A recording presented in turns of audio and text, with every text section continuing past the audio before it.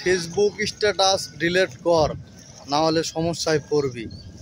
আর এলাকায় মাদ্রাসার এক বড় ভাই আমার মৌলভীবাজার আসার থ্রেট দেয়, কারণ আমার অপরাধ হলো আমার আপসীর নেত্রী বেগম খালেদা জিয়াকে নিয়ে শুধু একটা জন্মদিন নিয়ে পোস্ট করছিলাম, বা আরেকটা স্ট্যাটাসে শুধু বলছিলাম যে তার জন্য দোয়া চাই।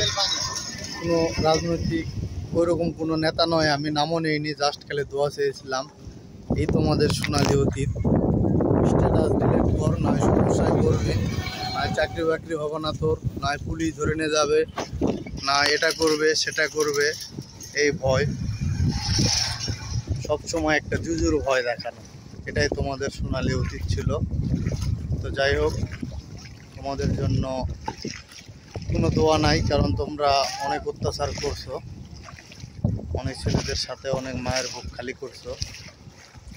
তো তোমরাও থাকো, আমরাও আছি। আর ঘুরতেছি, অনেক সুন্দর আবহাওয়ায় মন খুলে কথা বলতে পারছি, এর চেয়ে বড় স্বাধীনতা আর নাই। তো এই হলো অবস্থা।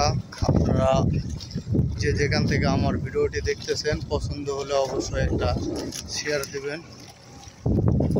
আর আজকে সাথে কেউ নাই, সব সময় কলিগ থাকে, কিন্তু আজকে সাথে কেউ নাই। তাছাড়া একটা নৌকা ভ্রমণ দিয়ে আপনাদের দেখালাম।